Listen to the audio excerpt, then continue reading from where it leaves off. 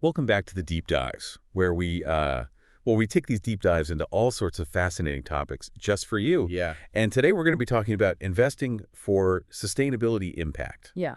or IFSI for short. Sure. It is a mouthful. It is a mouthful, Yes. but it's a really interesting idea, and that's about making investment choices that not only, have a positive impact on your portfolio, Right. but also, in a broader sense, create some positive change out there in the world. That's exactly right. And we're going to be exploring this through a really interesting report that just came out Okay. called Investing for Sustainability Impact, Guidance Informed by the Legal Framework for Impact. And this report lays out a really powerful four-part framework for actually putting IFSI into practice. Okay, a four-part framework. So it sounds a bit structured for something like investing, but I'm intrigued. Where do we even begin? Well, the report kicks off with what it calls determining intention. And it's kind of what it sounds like. Before you even start thinking about, strategies or, anything too specific, you as an investor really need to define your core beliefs. Yeah. What kind of world do you want to see? What are the issues that you as an individual investor care about most deeply? It's like setting your compass before you set sail, right? Exactly. You need to know which direction you're going before you can plot your course. Exactly. And the beauty of this is that there's no right or wrong answer here. Your intention could be focused on tackling climate change. Yeah. It could be about making sure that, workers are treated fairly in the supply chains of the companies that you're invested in. It could be about contributing to a more stable society through your investments. So it's really about aligning your investments with your values. It's not just about the profit anymore. It's about the purpose, too. Exactly. And this is where things get really interesting because what the report highlights is that the legal framework around investing actually supports this. In many cases, considering sustainability impact isn't just permissible, it's actually required as part of fiduciary duty. Okay, hold on. Fiduciary duty, that's getting a bit legalistic for me. Can you break that down? Yeah, so, imagine you're managing a pension fund. You have a fiduciary duty to act in the best financial interests of those pensioners. Right. And for a long time, that was interpreted as, focusing solely on financial returns. Yeah. But increasingly, the thinking has evolved, and now it's recognized that sustainability factors like, climate change or social issues can have a material impact on those returns. So it's not just about being good. It's about being a responsible investor and fulfilling your legal obligations. Absolutely. It's like doing well by doing good, right? Exactly. And that's why, this first step, determining intention, is so crucial because it's the foundation on which your entire IFSI journey is built. Okay. So So we've got our foundation. Yeah. We know where we're going now. How do we get there? Right. That's what I want to know. Yeah, so that's a great question, and that's what we're going to dig into next. All right, sounds good. All right. So we've laid the groundwork. We've figured out our intentions. Right. But how do we actually translate those good intentions into actual impact? Yeah.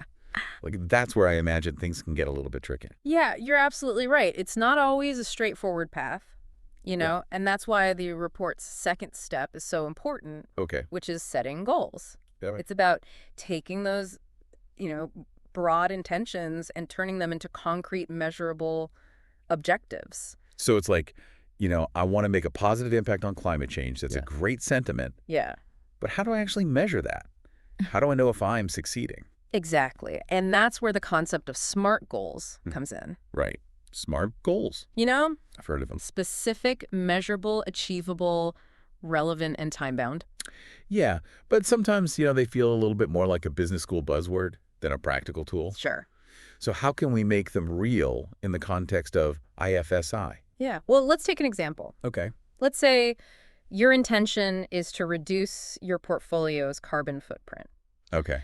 A SMART goal might be to decrease the carbon intensity of your investments by, say, 20% within the next 5 years. Okay, so that's much more specific and measurable Exactly. than just, I want to do something about climate change. Right. But how do we ensure that these goals are actually achievable? I mean, Yeah. some of these sustainability challenges that we're talking about, these are massive systemic issues. They are, and that's where the relevant part of SMART goals comes in. Okay. It's about setting goals that are ambitious but also grounded in reality, Yeah.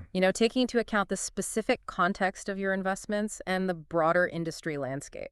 So if I'm a small investor, my goals might look a little different than a large institutional investor. Exactly. And the time-bound aspect, adds a sense of urgency and accountability. It Hmm. helps you stay on track and measure your progress over time. Got it. So we've got our intentions, we've got our goals. Now, how do we actually put these plans into action? Yeah. This is where the rubber meets the road, That's right? where the rubber meets the road, and that's where the report's third step comes in taking action. Okay.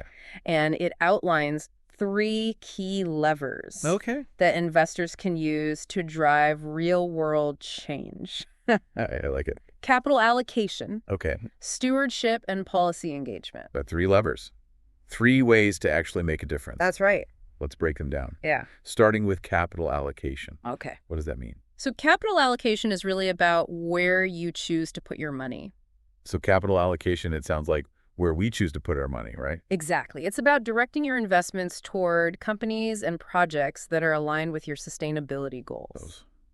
So if my goal is to, support renewable energy, Hmm. I might invest in companies that are, developing solar or wind power technology. Precisely. And on the flip side, you might choose to avoid or reduce investments in companies with, poor environmental or social track records. So it's about putting your money where your mouth is, so to speak. Right. But what about those companies that aren't quite, you know, perfect, but they have the potential to improve?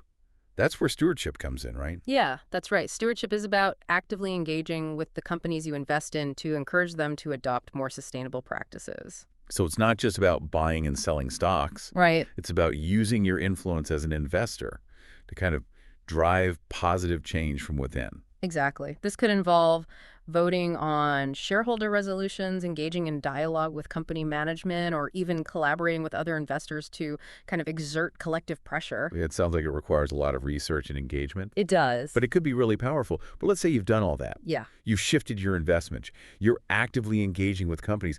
What if the broader sister itself Right. is kind of creating barriers to sustainability? That's where the third lever comes in policy engagement. Okay, so it's about recognizing that sometimes you need to change the rules of the game to Yeah. really achieve that systemic change. Exactly. This could involve advocating for government policies that incentivize sustainable practices, Okay. such as carbon pricing or renewable energy mandates. So influencing policy, it sounds like it could be a long and complex process, It can be. but it's essential if we really want to create a sustainable future, right? Absolutely. And it's important to remember that these three levers, capital allocation, stewardship, and policy engagement, are most effective when used together. Yeah. They reinforce each other and create a much more holistic approach to IFSI. So we've got our intentions, we've set our goals, and we've got these three powerful levers to pull. Right. But how do we know if we're actually making a difference? How do we measure progress in something as complex as sustainability impact? That's a great question, and it brings us to the fourth and final step in the framework measuring progress. It's about tracking the real-world impact of your investments and holding yourself accountable for the changes you're aiming to create. This sounds like the most challenging part of the whole process. Yeah. How do you measure something as multifaceted as sustainability? It definitely requires careful thought and a willingness to embrace both quantitative and qualitative metrics. Okay. For instance, if your goal is to reduce carbon emissions, you might track the tons of CO2 equivalent avoided or reduced as a result of your investments. That makes sense. But what about goals that are more about social impact? Yeah. How do you measure something like improved labor standards or community well-being? That's where qualitative metrics come in. Okay. It might involve assessing a company's compliance with international labor standards or evaluating the social impact of a community development project through surveys and interviews. So it's about using a mix of data and storytelling to paint a comprehensive picture of the impact your investments are making. Precisely, and it's an ongoing process. Measuring progress helps you identify what's working, what needs to be adjusted, and how you can continually improve your IFSI strategy. I'm starting to see how this four-part framework really comes together. It's about aligning your investments with your values, setting ambitious but achievable goals, taking action through those three levers, and constantly measuring your progress. But I have to ask, is it really possible for, individual investors to make a significant impact on these huge global challenges? It's a question a lot of people have, and while it's true that these are complex systemic issues, the collective power of individual investors should not be underestimated. When we align our investments with our values, we send a powerful signal to the market, encouraging companies and policymakers to prioritize sustainability. So it's like a ripple effect. Each individual action kind of contributes to a larger wave of change. Exactly. And remember, IFSI is not just about making a difference in the world, it's also about creating a more resilient and sustainable financial future for ourselves and future generations. It's not just about doing good. It's about doing well by doing good. That's right. If we've learned anything from this deep dive, it's that investing for sustainability impact is a journey, not a destination. It requires, ongoing learning adaptation and a commitment to aligning our financial decisions with our values. What will your investment journey look like? That's something for you to ponder. Yeah. Thanks for joining us on this deep dive into investing for sustainability impact.